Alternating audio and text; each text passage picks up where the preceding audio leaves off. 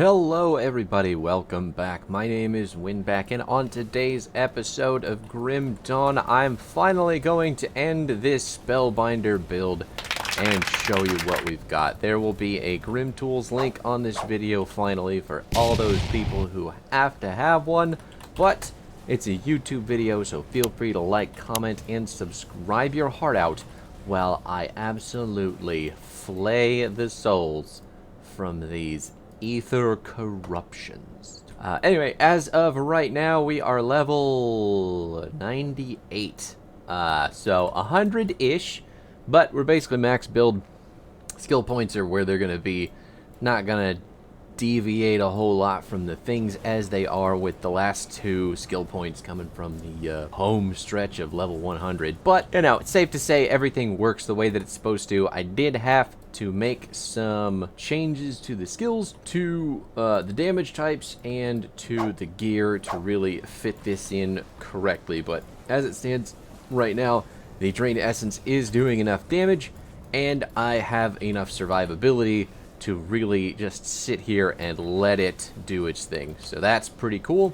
We had to move from the cold damage side of things, so we've basically swapped over to almost entirely Aether and Vitality, which is a little bit sad, but it's definitely not going to hinder our damage a whole lot. Damage actually shot way up after that change.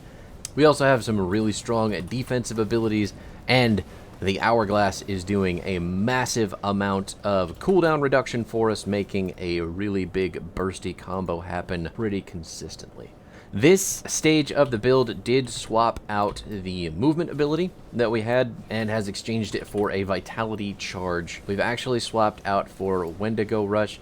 This is not a targeted ability though, so it is nice and easy for getting around, and it is very, very consistent in dodging damage. So whenever you need to reposition, if you are getting a whole bunch of damage dropped onto you and you don't have any of your defensive abilities like your Mirror or your Mark of Torment up, you can just Q, or, well, I guess in this case, Wendigo Rush right out of danger.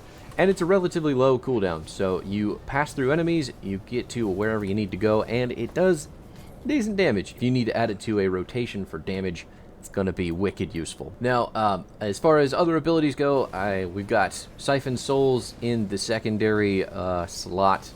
Nothing has actually changed about that ability other than some gear that is modifying it, and we do have the soft cap on the ability completed. I think it's got 12 points into it.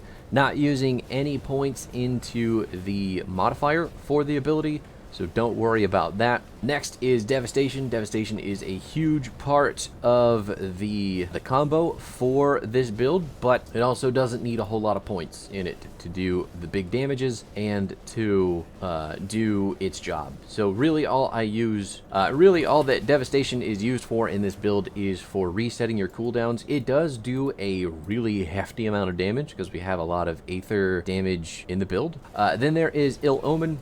So Ill Omen is actually going to keep us with the very minor cold damage that we've got, because we still have some coming from abilities and gear, but a lot of our abilities have been adjusted to Vitality and Aether, so there's not a whole lot of reason to maintain weapons and gear that only do cold damage. So the next ability is going to be Mirror of Arioctes. That is our panic button. That's going to turn off all the damage that we take for a short period of time, and it is on a very long cooldown. It's on a 17.9 second cooldown, and it's got a 3-second duration, so realistically we can call it about a 14-second cooldown.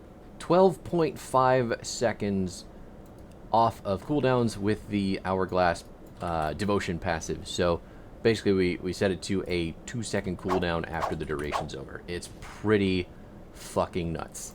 Now, the Hourglass cooldown itself, I'd have to go into the devotions. I think it's something like a 14-second cooldown on that ability, though, so I'm not sure.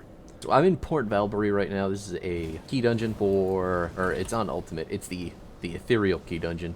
Kind of a pain in the ass, but it is a really good test for what my build is capable of right now, even though we're not level 100, and things are working pretty well. I have also got a Potion of Clarity rolling in the background, So we're getting double XP, unless we die. So, as long as we're not dying, the XP is doubled, and it is super, super useful. The next ability after Mirror of Arioctes is the Kalidor's Tempest. Kalidor's Tempest is it's a knockback, it's an AoE. The fire isn't a big deal, but the Aether damage obviously is huge, and we're buffing that huge amounts. The knockback that we're getting from it as well is also very, very good for getting us out of sticky situations where we're getting surrounded by enemies that we can easily knock down. So if there's a whole bunch of flesh hulks punching you in the face, then you might be in trouble, but if you are getting done up by little guys, then have no fear. Mark of Torment is the next ability. This is on 15-second cooldown with an almost 6-second duration. So that is going to, it's not going to do as much damage absorption as the Mirror of Arioctes is, but at the same time, we don't actually need it to be that big. It's just kind of a stopgap between our uses of the mirror. Radiant Shield is an item given ability that is increasing resistances and maximum resistances when it's used, so it's really helpful, and it's coming from a component called Radiant Gem. But Radiant Shield is giving you a 12-second duration increase to fire, cold, and lightning resistance, and then giving you 10% maximum to those resistances as well. Ugh. Itchy eyeball, can you imagine? While I'm trying to make a video, my body's like, hey, scratch me. Alright, and last but not least, for our abilities, we have got the Drain Essence on our right click. It is 100% standstill and channel time until everybody is absolutely... So, it definitely works much the same way that Aether Ray does. Except that it's way cooler looking, and it is just less pretentious. So if you need to be a hipster like me with your abilities, take Drain Essence, forget all about Aether Ray. No, but in all seriousness, there's plenty of builds that use Aether Ray to forge ahead with casters and do a bunch of damage and farm. So it's a good ability. I think it's just boring. If you have been following this channel for any period of time watching these Grim Dawn videos, you know that I am not a fan of Albrecht's Aether Ray. So abilities out of the way, we can talk about the devotions, because I did have to 100% overhaul all of those to get resistances that I needed and to get the right combination of skills and abilities. So I had to keep a couple, like the Revenant and obviously the Hourglass. Those are very important for this build, but we did do a little bit of flip-flopping, so I'll pull those up, run them down real quick so you can see. So we've actually got 3 points into Crossroads. We've got 1 in purple, 1 in pink, 1 in blue. So we're using the Viper, using Gallows, using Vulture. I have moved back to Wendigo. We've got the Revenant, obviously Aeon's Hourglass. There is the Stag, Solemn Watcher, Eel, and Sailor's Guide. There is Empty Throne. And that is actually all of the completed constellations that I'm using for this devotion path. So I have a couple points laying around kind of willy-nilly. Or is it just one? I just have one random point, I think. Yeah, looks to be that way. I have one random point into the Dryad's Toe for the 10% poison and acid resistance, as well as the energy and physique. So I couldn't figure out anything else I wanted to do. I'm sure if I really sat down and messed with it, I could recoup some points in different places and get a completed constellation, or at least more points into things that I need. But at the moment, I don't care, because stuff is working pretty well, and that's the way it's going to stay. Now, as far as gear goes, we did get a little bit stuck up until level 94. So as far as our main hand weapon goes, we're using the Death Omen. This isn't This isn't probably the best, but it is very close to the best. This is giving us a lot of the damage that we need, while also giving us +1 to all skills in Necromancer and +2 to Harbinger of Souls. Harbinger of Souls is doing a lot of good passively for us. Then I'm going to move on to our set pieces. We've got Ouroboros set. The only thing that we're missing is his visage, which is the face, pretty sure. I tried to re-roll some of the extra stuff that I had for this set, and it didn't give me what I wanted. But we got Ouroboros Effigy for our offhand, which is helping drain essence. We've got Mantle for the shoulders. Nothing super special there, but it is giving us points into Decomposition and Hungering Reach, which is drain essence stuff. Then we have got robes. Robes are going to give us 2 to Harbinger of Souls, 2 to Decomposition, and obviously all the basic stats and stuff that we need. And then there is one more, is the Amulet. This is going to give us 2 to Mark of Torment, 2 to Harbinger of Souls, but it's going to add a 1-second duration to Siphon Souls, as well as adding on 1428 Aether damage. So that number, coupled with the flat amount of Aether damage that the thing is doing already because of the Seer Souls modifier, is disgusting. So the damage drops a little bit, but since it's all being converted to Aether and the duration is being increased, it's just a shit ton. And it is decreasing health regen as well as converting damage that we do with it to health. So it is a really, really, really good ability. But yeah, that's a passive that we're working with, and you don't need to worry about Blood Boil because it's not super important. Speaking of passives, though, I should go ahead and bring those up too. We've got Harbinger of Souls. I didn't mention this, but this one is giving us huge buffs to Vitality and Aether damage while giving us flat Vitality and Vitality Decay, increasing our casting and attack speed, and giving us attack damage converted to health, so lifesteal.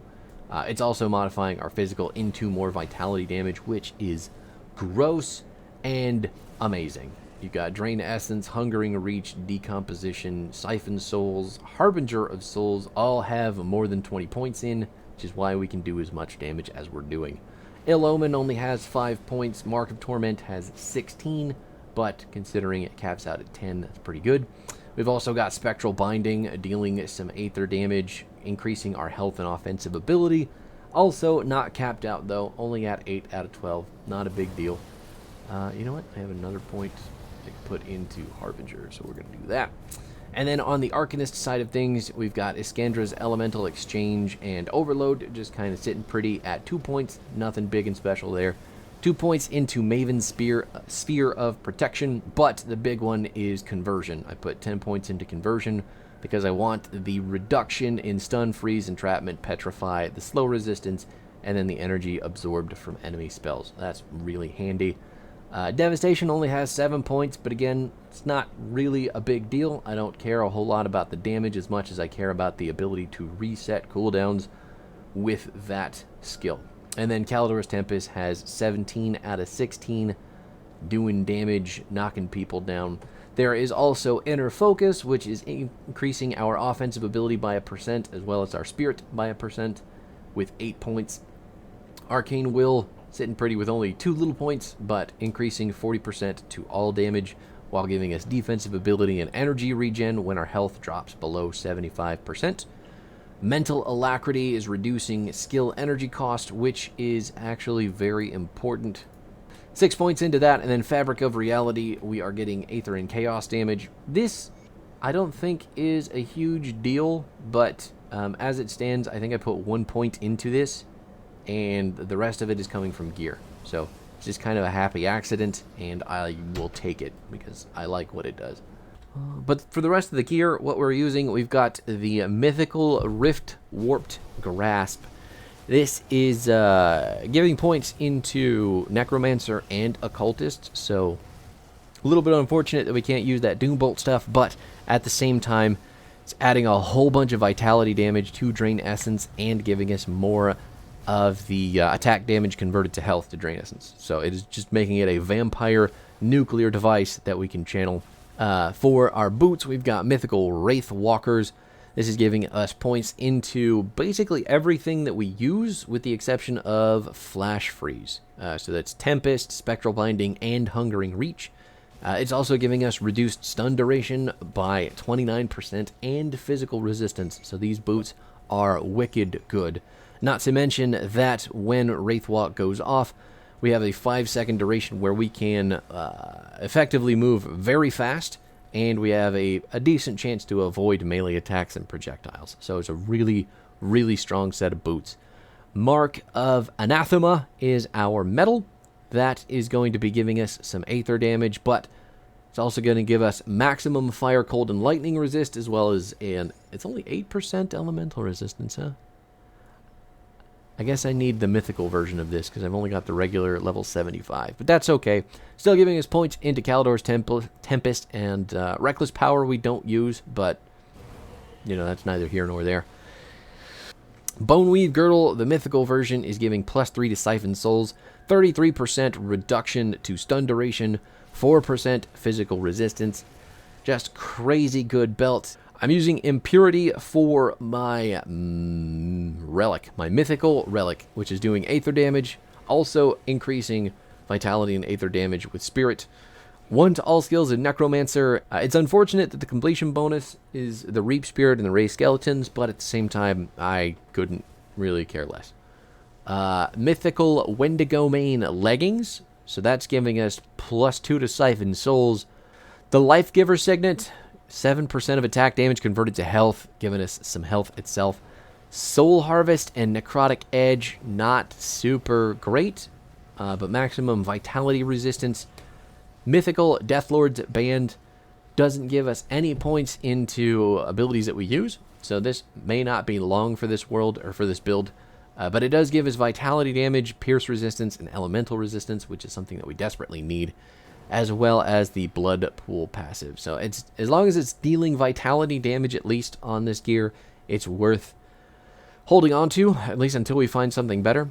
And then our Clairvoyance Hats, it's giving us +1 to all skills in Arcanist, as well as Vitality and Aether damage. So this is probably the least important part of our gear set right now, and we'll toss that as soon as we can get the Ouroboros Mantle. So first up on the chopping block will definitely be the Deathlord's Band and the Clairvoyance Hat, and then possibly the Death Omen if we can find something better. So all that being said, that is all listed in the Grim Tools link. I'm sure everybody will be taking a look at that with this video, because that's all that anybody ever wants to click on. Nobody's here for me. It's okay, though. I understand. Sometimes you just want the instruction manual so you could do it yourself, and I can appreciate what that is all about. But man, is it fun, just absolutely vampire draining the life out of these enemies. Especially since Drain Essence is now hitting multiple people. It's just, obliterating them. And to think, when I started this build, I was like, man, this ability sucks. But actually doesn't. It's actually a very, very strong, and it is very accessible early on. You just kind of have to temper those expectations, because the ability eats a lot of mana early and takes a lot of points to really get the damage down. So you'll find some monster infrequence, you'll find some stuff that'll make it worth it as you continue to progress with this build, but you do have to stick it out. You do have to stick with it and make sure that, just like Steve Harrington, you're that guy that she always knows, who's there for her in the background, ready to jump into an alternate. I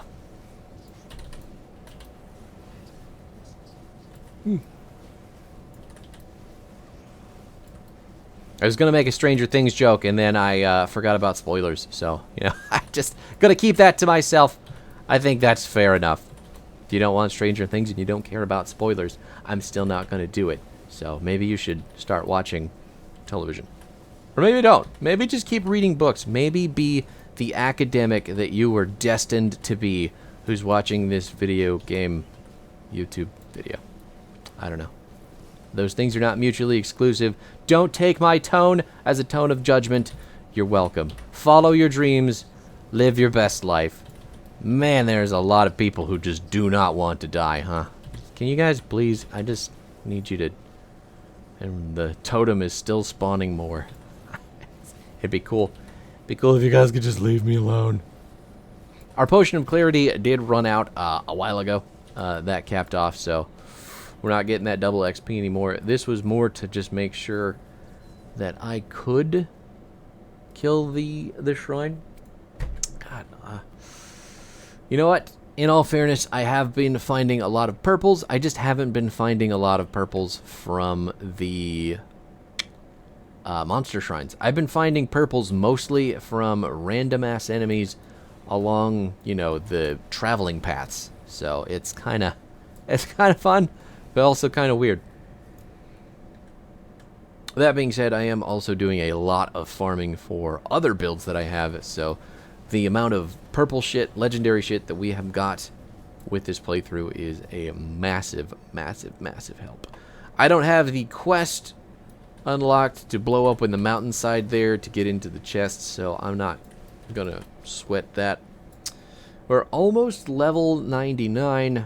Honestly, I'm probably not going to get to level 100 in this build just because the title says 100-ish, and I don't want to become a hypocrite after creating such a provocative and clickbaity title. It's probably not.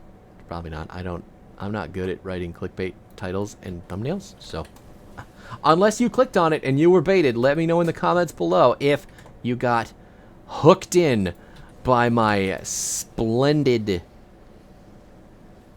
thumbnail game and stuff. I that's what YouTube says is important. That's what all the YouTube people say is important. But you know, at the end of the day, I'm just here to be a silly video gamer and maybe teach a couple things along the way. You know, I should get a chalkboard. I already have a chalkboard. I should get a better chalkboard. But my God, was it rough getting up here. Oh, it hurt. It hurt me deep. Took me a long time. A lot of telling myself just to do it and get it over with, and here we are. I can honestly say that I'm really proud of this build. I'm happy with the way that it went, and because of the intermittent Nemesis guides that we were doing in the background, I got the Ouroboros set for this build, making it all the more impactful. So it feels good. I can happily say this is one of my favorite builds at the moment, so I like the way that it's going. But in all honesty, everybody, that is all that there is to say about the Spellbinder, at least this Spellbinder build. It is incredibly fun. It is pretty tanky, really hard to die when you are paying attention to things. So as long as you've got the fingers over the right buttons and you know which buttons to press and when, you should be basically invincible. All the lifesteal that you get from this thing, all the invincibility that you get from the mirror, it is crazy good, and I highly, highly, highly recommend it. Maybe not for a beginner build, probably like once you've had some time to get comfortable with the game, but other than that, this is a wicked good build, wicked fun. Give it a shot. That is it for me though, everybody. Thank you so much for hanging out. I hope you have yourselves a fantastic day, and I will see you next time.